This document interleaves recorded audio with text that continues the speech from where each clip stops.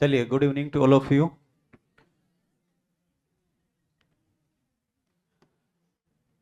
Today we are going to start a new topic named preposition.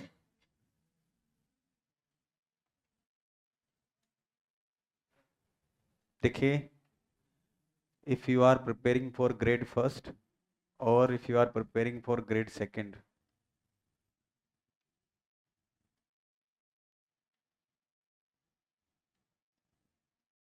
तो कुछ ऐसे topic हैं जो तुम्हारे सिलेबस में जो हमेशा आपके लिए प्रॉब्लम थे, हैं और रहेंगे। थोड़े थोड़े कम रहेंगे लेकिन।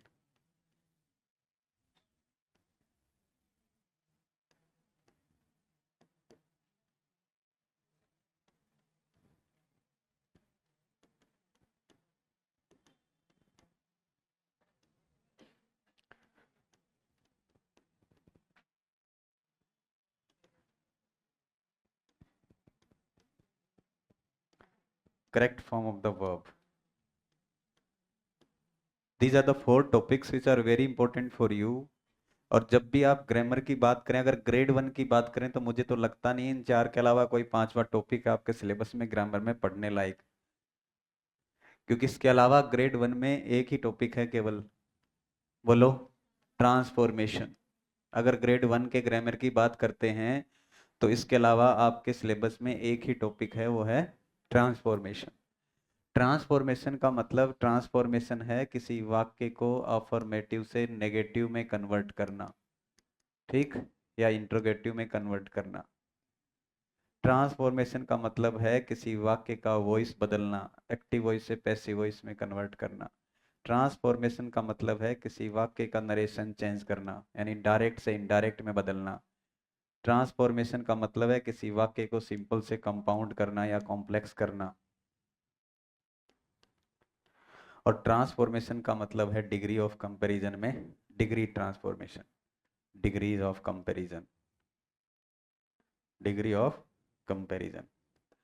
कुल मिला के ये 4-5 टॉपिक हैं जो ट्रांसफॉर्मेशन में है, जिसमें से ये वाला टॉपिक ग्रेड 1 में है नहीं, है लेकिन पेपर फर्स्ट में है। और अगर ऊपर वाले चारों टॉपिक हैं, ये दोनों के सिलेबस में है, ग्रेड 1 में भी है, ग्रेड 2 में भी है ये।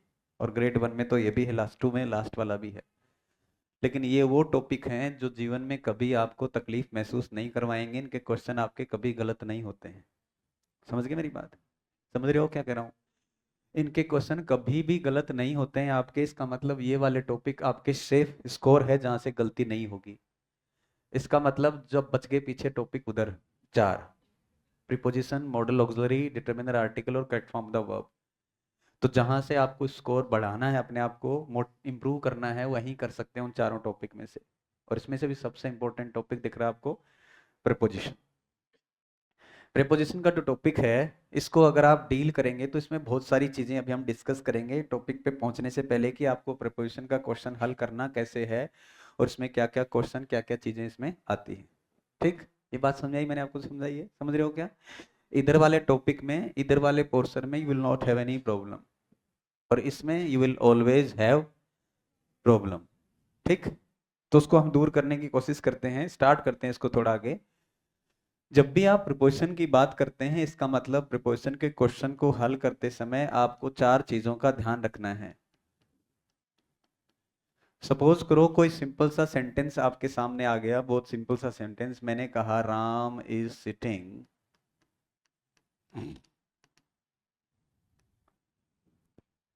The chair. एक मान लो ये सेंटेंस आ गया आपके सामने, Ram is sitting blank the chair. ठीक है, तो जब आप ये कह रहे हैं Ram is sitting blank the chair, इसका मतलब अब आप ये कह सकते हैं कि प्रिपोजिशन आपको इन का इस्तेमाल करना है या ऑन का इस्तेमाल करना है। जो भी होगा अभी देखेंगे आगे, वो अलग इश्यू है। या मान लो क्वेश्चन आपको ये आ गया,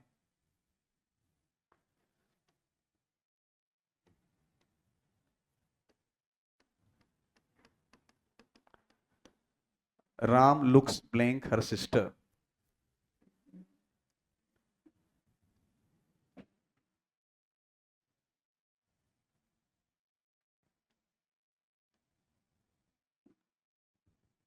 इसका क्या आंसर लग रहा है आपको? Ram looks blank her sister.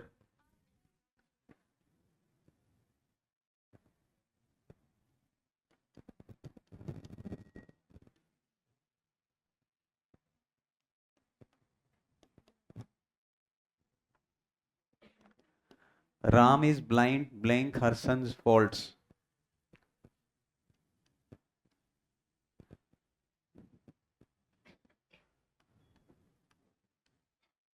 I was born blank January.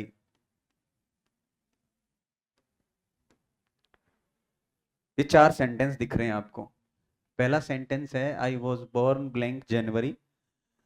दूसरा, Ram is sitting blank chair. तीसरा, Ram looks blank her sister. Ram is blind blank her sons faults. इन 4 क्वेश्चन जो है, इन 4 क्वेश्चन के अंदर क्या प्रिपोजिशन फील कर रहे हैं आप पहले वाले वाक्य में?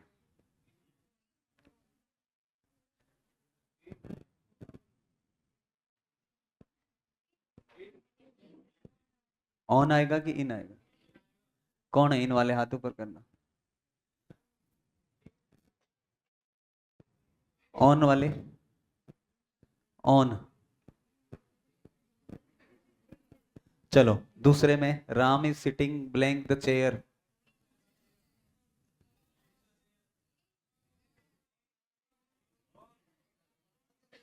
चलो दोनों ही कर देते हैं, इन और ऑन, और इसमें भी कर देते हैं इन और ऑन। तीसरा, Ram looks blank her sister. Like,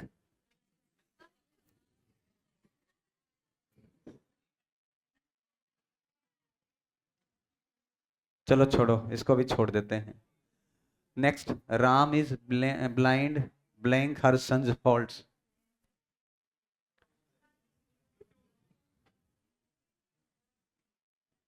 तो मेरा कतई ये मकसद नहीं है कि आपको ये क्वेश्चन आ रहे हैं कि नहीं आ रहे, मेरा इससे कोई लेने देना नहीं है। मेरा मकसद कुछ और है। अगर आप ये समझ रहे हो कि आपने इन क्वेश्चन को हल करके प्रिपरेशन का टॉपिक आपको आ गया, तो आप गलत समझ रहे हैं।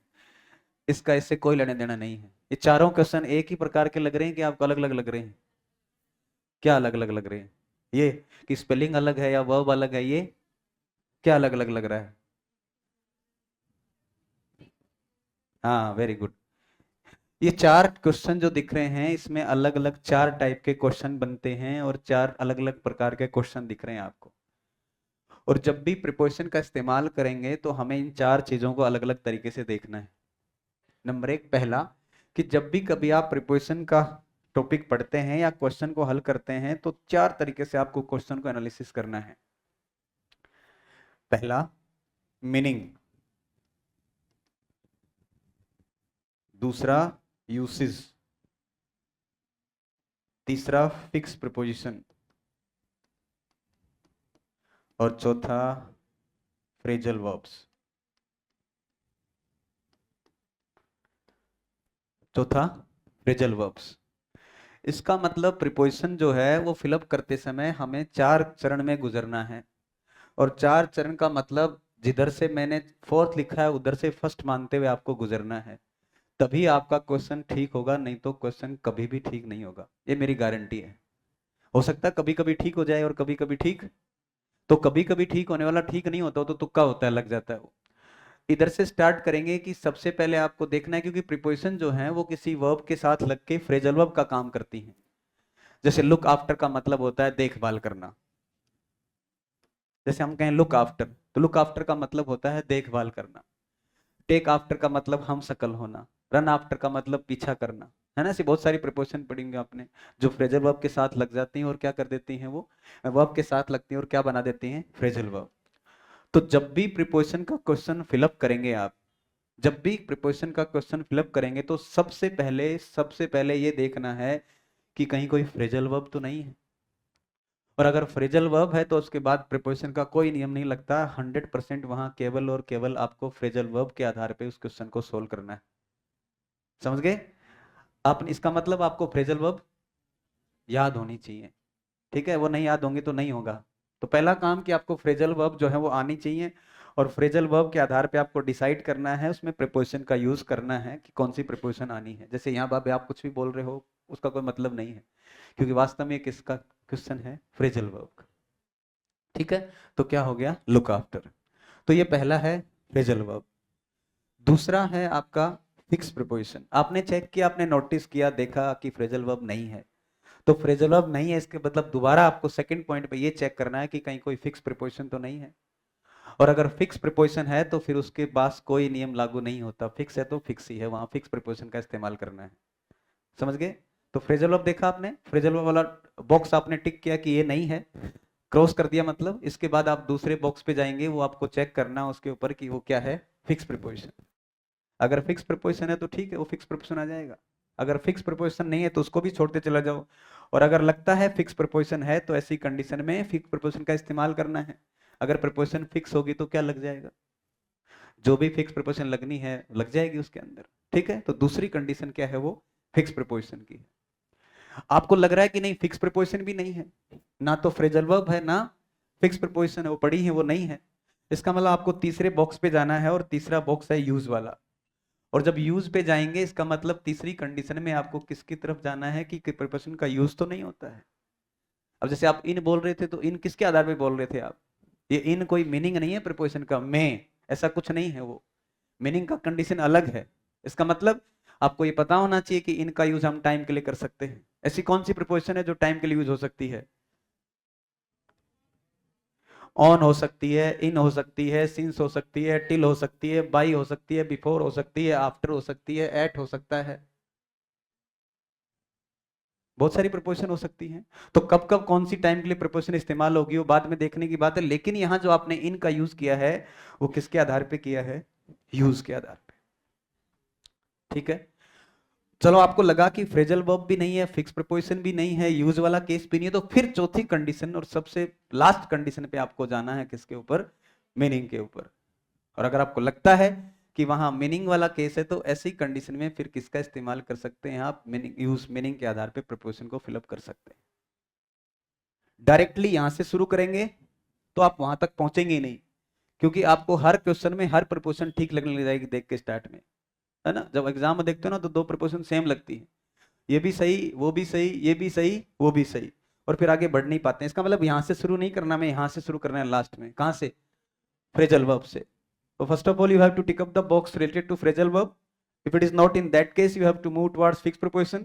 If it is not in that case, you have to move towards usage. And at last, you have to move towards meaning. If you will follow this process, you will 100% make the right answer tick. और अगर नहीं करोगे तो you will always be wrong. ठीक है ना। तो इस कंडीशन में आपको चारों को फॉलो करना है। तो ये चार वाक्य हैं। एक वाक्य कह रहा है कि प्रीपोजिशन मीनिंग के आधार पे यूज हो रही है, एक वाक्य कह रहा है प्रीपोजिशन यूज के आधार पे यूज हो रही है, एक वाक्य कह रहा है कि प्रीपोजिशन फिक्स प्रीपोजिशन के आधार पे है, और एक वाक्य कह रहा है कि प्रीपोजिशन फ्रेजल वर्ब के आधार पे है। तो इन चार तरीके से क्वेश्चन को आपको समझना है। इसका मतलब जो प्रीपोजिशन आप पढ़ोगे उसको भी 4 लेयर्स पे पढ़ना है, पहले मीनिंग के आधार पे, उसके बाद यूज के आधार पे, फिर आपकी फिक्स प्रीपोजिशन और लास्ट वाली फ्रेजल वर्ब। तो दो तो आपको याद करनी है, कौन सी, फिक्स प्रीपोजिशन और phrasal verb. And we are going to discuss the first 2 points. First is meaning and second is usage. And after that also you have to need a lot of practice, है ना। उसमें आपको बहुत सारी practice करने की जरूरत है। तो आपको समझ में आया जो मैंने लिखवाया है, इसका मतलब समझ गए, यस और नो। तो जब भी प्रीपोजिशन फिलअप करेंगे तो आपको 4 चरणों से गुजरना है। कहां से स्टार्ट करेंगे, फ्रेजल वर्ब से स्टार्ट करेंगे। Phrasal verb, fix preposition, usage और मीनिंग, ये तो हुई पहली बात। अभी हम टॉपिक स्टार्ट कर रहे हैं, उससे पहले की बात बता रहा हूं, प्रस्तावना है इसकी। दूसरा ये हो सकता है कि फिर इसका प्रीपोजिशन का क्वेश्चन आए कैसे, फिर प्रीपोजिशन के क्वेश्चन तो वो 2-3 तरीके से हो सकते हैं। या तो हो सकता है कि कोई वाक्य आपको ब्लैंक दिया गया हो और आपको 4 ऑप्शन है और 4 में से सुटेबल प्रीपोजिशन का इस्तेमाल करना है। या हो सकता है ऑलरेडी कोई प्रीपोजिशन लगी हो वाक्य के अंदर और आपको कह रहा है कि भाई ये प्रीपोजिशन ठीक लगी है कि गलत है, उसको इंप्रूव करना है। या हो सकता है एरर छांटने वाले वाक्य हों। तो जहां तक हमारे क्वेश्चन कम बनते हैं हमारे एग्जाम के अंदर, आरपीएससी या अधीनस्थ बोर्ड जहां से भी आप टच करेंगे एग्जाम, तो दोनों में जनरली ये ब्लैंक वाले क्वेश्चन ज्यादा आते हैं, उसके आधार पर हमें प्रीपोजिशन को फिलअप करना होता है। ठीक है, समझ गए मेरी बात। तो अभी आप टॉपिक डालेगा प्रीपोजिशन और फिर स्टार्ट करते हैं लिखना उसको। देखिए प्रीपोजिशन, अच्छा प्रीपोजिशन जो है ये 2 वर्ड से मिलके बना है, एक प्री है एक पोजिशन। प्री और पोजीशन। प्री का मतलब हो गया पहले, ठीक, और जहां जिसके पहले लगता है इसका मतलब उसकी पोजीशन को इंडिकेट करने लग जाता है ये।